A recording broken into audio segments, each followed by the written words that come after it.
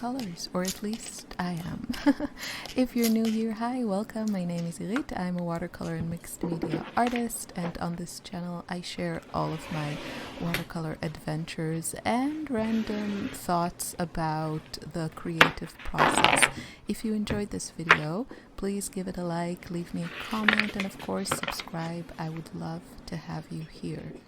So I decided to just switch on the camera and paint. One of my goals for the week was to paint every day, and I'm recording this on Wednesday, every weekday that is, because weekends are just unexpected. Sometimes I get a lot of painting done and sometimes absolutely nothing, and that's okay.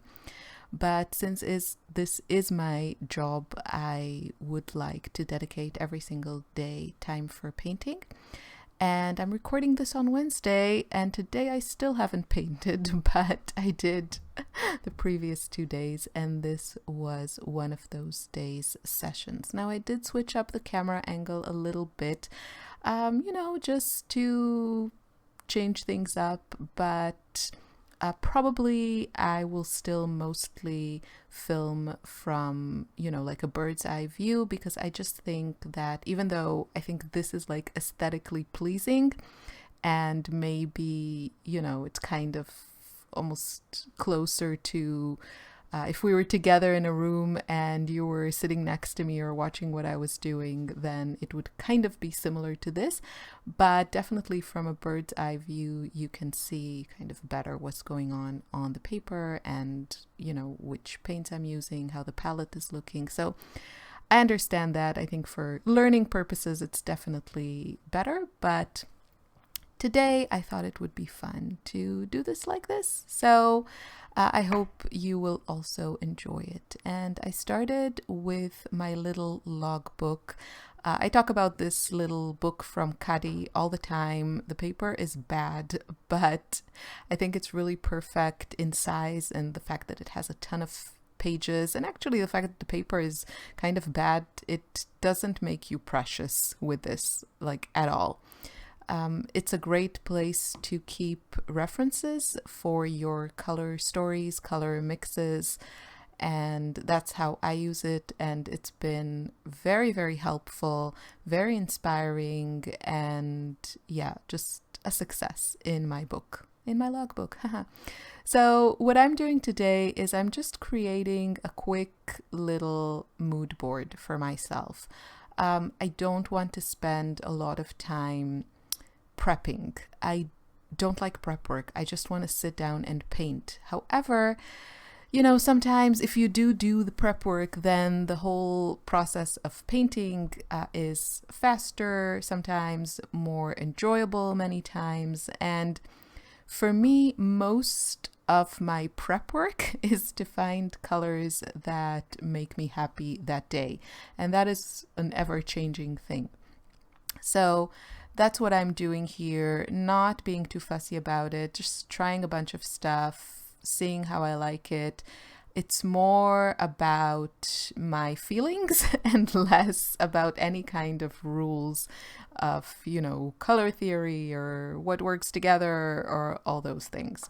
So this is the goal of this little page, and for me, it's something I did on Monday, and then the next day I also used it as inspiration, just to have like on hand, see how colors look together, and just giving me a little reminder of like a little, I don't know, preview of what I want to use and how it will look.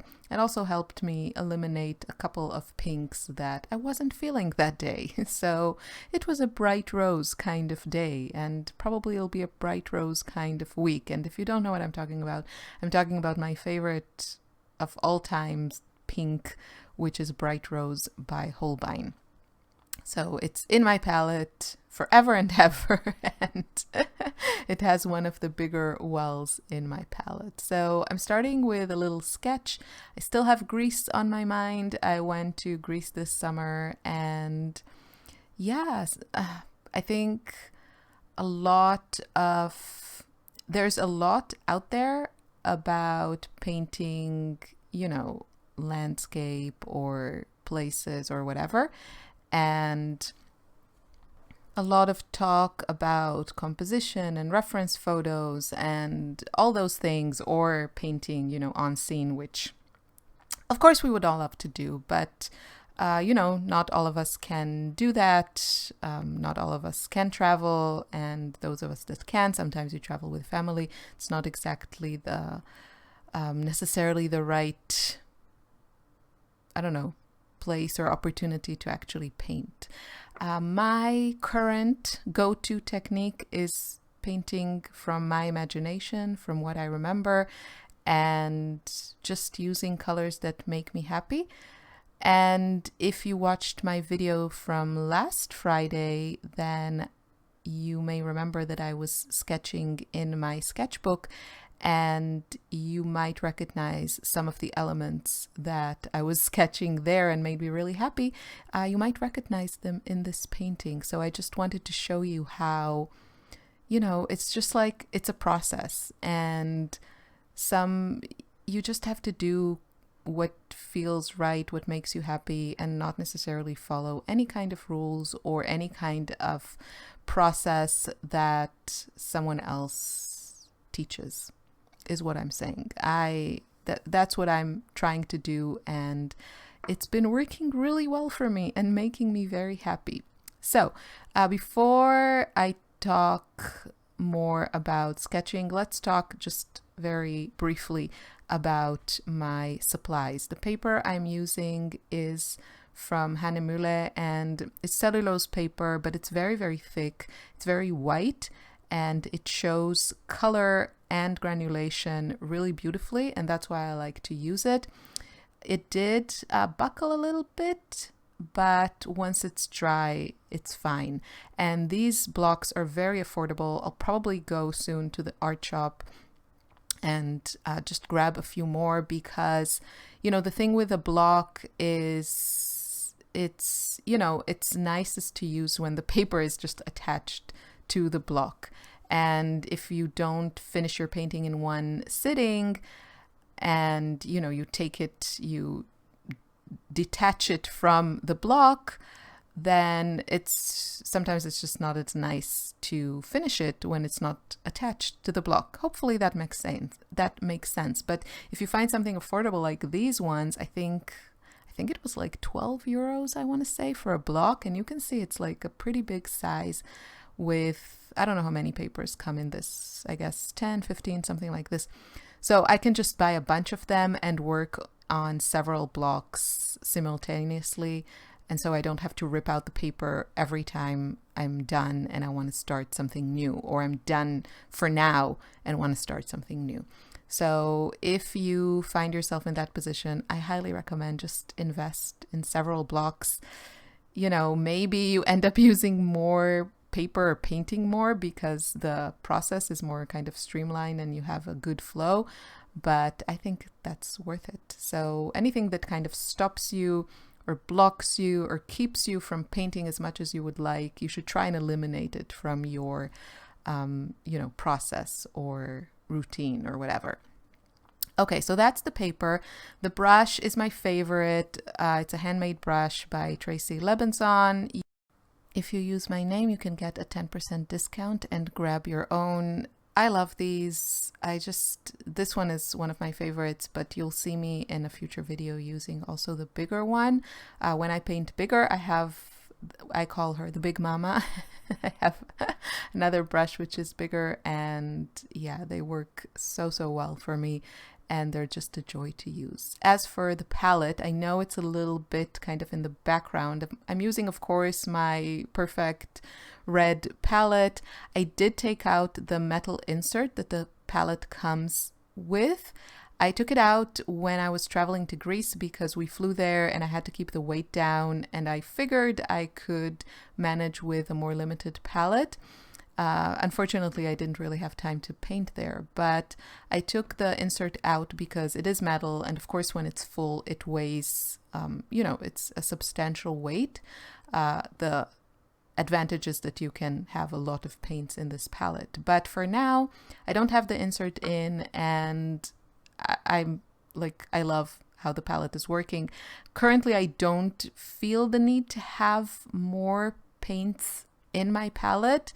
It's one of those things that is ever changing, and yeah, but I might bring it back, the insert, now that I'm not traveling, that I'm just painting in my studio. I might bring it back and yeah, maybe add a few colors that I want to have on hand. Maybe some new to me colors, or colors that have been kind of neglected in my collection that might, you know, spark some new interest in me. But currently I have a limited palette of 18, the 18 colors. The palette has 16 wells, and then I also added, I don't know if you can see, but I added like 2 full pans into it also. So I have 18 colors, and I use probably around 10 to 12 colors in every painting. So it's working well for me, and right now I don't feel like I need more. I usually choose between, I have like 4 yellows. I usually use 2, sometimes 3, sometimes all 4. Each serves a different purpose, and I know that purpose, so it makes it kind of very easy for me to navigate the palette. I have a few dark colors. I have 3 pinks. Usually I will only use 1 pink in a painting. And then I have my pop colors, which are colors that I absolutely adore and want to have on every painting, but in lower doses or dosage, whatever. That's usually cobalt teal and yeah, sometimes olive green, and a pop of quinacridone gold, and maybe ultramarine and cobalt violet. So I really, you know, I'm getting more and more familiar with my color stories, with the colors that make me happy, but then I always play with the ratios. And yeah, sometimes the result is kind of rainbow vomit, but some days that makes me very happy, and some days I'm like, oh, went too far, but it's all good. So I put down a lot of the watercolor that I actually want to have on this painting, and you can see this is, I would say, a very colorful, abstract, like almost abstract, expressive version of Greece in my head. I guess the thing that makes me think of Greece is that blue dome in the middle, and yeah, that's pretty much, yeah, and a bit a nudge to the sea, and just stuff that I like colors mixing, and you'll see more of that in the next video, where the day after I made this, I just painted a bit bigger. So once I'm kind of done with the watercolors, or at least at this stage where things are still wet and I don't want to just make mud or big puddles, I can go in with my pastels.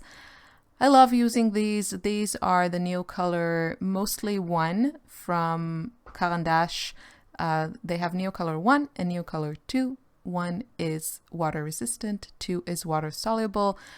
Both are more of like waxy pastels. The quality is fantastic, and they are kind of my favorite to use with watercolors because it just works. It kind of resists the watercolor. Even the Neocolor 2, which are water soluble, you kind of need to work at it to make the pigment or the product react with water.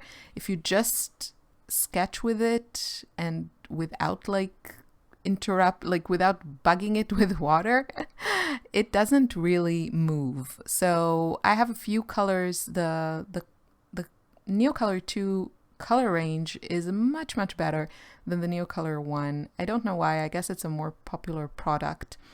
And yeah, so some colors that I don't have in the Neocolor 1 because they just don't make them, I use the Neocolor 2. And, most of the time it's it works perfectly well, especially actually if I do take advantage of its qualities and I paint. Sorry about my hair. I hope that's not too distracting. As I said, I was just playing around with the angles. I'll try and be better next time. And even if I use this angle, I'll try not to have hair strands in the frame. So this is real life. I have hair. It gets in the way of stuff. So yeah, what was I saying? Yeah, so with the Neocolor 2, if I'm using them at this stage, not before I added watercolor, but as, you know, the watercolor is still drying, it becomes really, really nice because the water or the somewhat moist or wet watercolor activates the pigment in the Neocolor 2, but only in a way that it kind of intensifies it and it makes them kind of more creamy. They don't like move around or anything like that. So if you have them, you know, try them, paint a little something with watercolors. You can just like swatch your palette or something and then try sketching into it with the Neocolor 2, and hopefully you will understand what I'm talking about. It's just really, really nice. It's kind of similar to the effect you would get if you're painting or sketching with watercolor pencils into wet or moist watercolor, which I also love to do. It just intensifies the, like, and activates the pigment, but you know, it's not like dipping a brush into wet watercolor because it's like very kind of condensed formula, pencil or pastel. It just kind of activates the pigment in a really nice way that still gives you control. So I hope that made sense.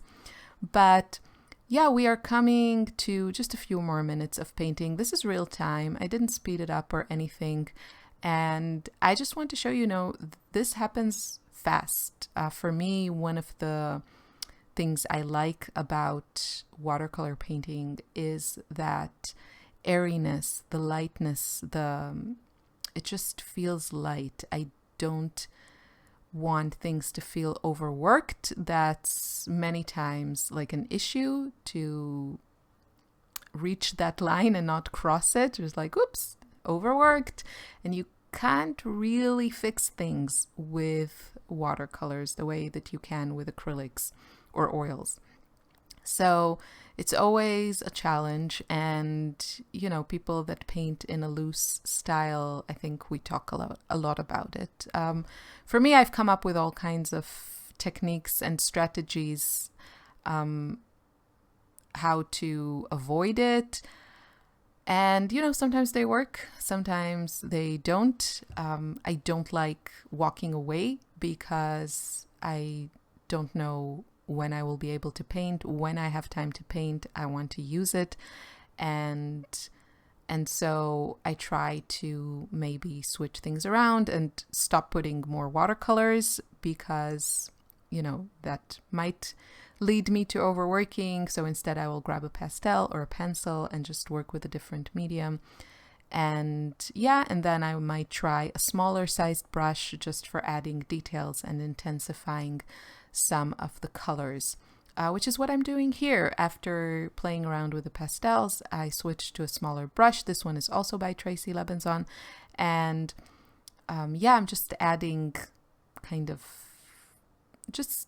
some details and playing around, trying not to do too much. This is the stage where things can get kind of tricky, and here I also find that I just start to work slower. So the small brush wasn't small enough, and so I switched to this dagger brush just to get some brush strokes, which is something I really, really like. And I'm really enjoying painting also different things. I painted mostly florals for a pretty long time, and I think one of the, fun things when you discover things that work for you, things that you would consider kind of part of your signature style or, your hand, your artist hand, it's fun to do them no matter what the subject of your painting is. And for me, these little brush strokes, they add movement, they add detail, and just like an expressive stroke that looks really lovely to me.